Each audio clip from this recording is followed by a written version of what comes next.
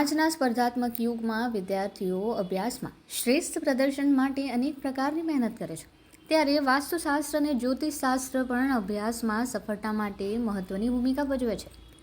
વાસ્તુશાસ્ત્રમાં દિશાઓનું વિશેષ મહત્વ દર્શાવવામાં આવ્યું છે, જેમાં ઉત્તર, પૂર્વ અને પશ્ચિમ દિશાને અભ્યાસ માટે અત્યંત અનુકૂળ માનવામાં આવે છે.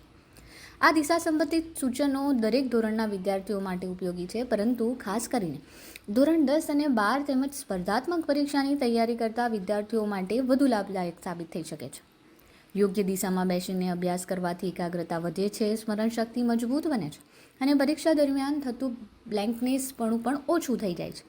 એટલે કે વાસ્તુ અને જ્યોતિષમાં દર્શાવેલી યોગ્ય દિશાઓનું જો કદાચ પાલન કરવામાં આવે તો સંભવતઃ વિદ્યાર્થીઓ પોતાની અભ્યાસની ક્ષમતામાં નોંધપાત્ર સુધારો કરી શકે છે અને પરીક્ષામાં શ્રેષ્ઠ પ્રદર્શન આપી શકે છે, જેથી તેમનું ભવિષ્ય ઉજળું બની શકે એમ છે. ગુરુજી, પૂર્વ દિશા સૂર્ય ઉગે એટલે સૂર્યની દિશા છે, પશ્ચિમ દિશા શનિની દિશા છે. શનિ એ તમને સ્ટેડી મક્કમતા આપે અને પૂર્વ તરફ મોં રાખીને બેસો. એક અભ્યાસ કરવો હોય તો બેસવાનું પશ્ચિમ દિશામાં, મોં પૂર્વ તરફ રાખવાનું.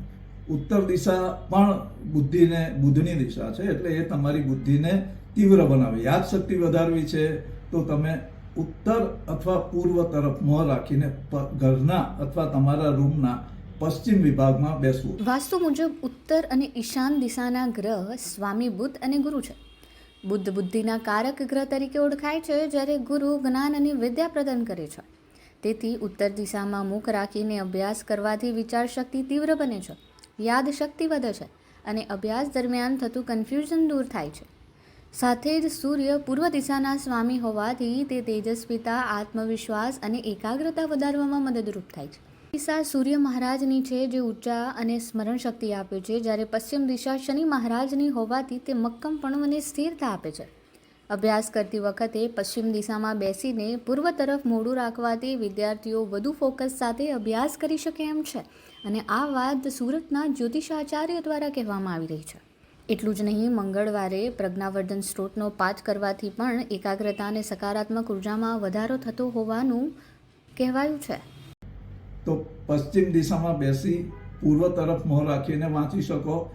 યાદ વધારે રાખવાનું હોય, ડિસ્ક્રિપ્ટિવ હોય, એવું બધું જ્યારે જોવું ત્યારે ઉત્તર તરફ મોં રાખવું, બેસવું પશ્ચિમમાં, ઘરનો અથવા રૂમના પશ્ચિમ વિભાગમાં બેસવું. તો એનાથી યાદશક્તિ પણ વધશે અને જે આપણે પરીક્ષા વખતે એન્ઝાયટી થાય, ઘણા લોકોને ચિંતા આવે, એકદમ બધું બ્લેન્ક થઈ ગયું એવું થાય, તો એ થશે નહીં. એના માટે ભગવાન કાર્તિવીર્યનું સ્તોત્ર આવે, એને પ્રજ્ઞાવર્ધન સ્તોત્ર કહેવાય. એનો પાઠ પણ મંગળવારે કરી શકાય.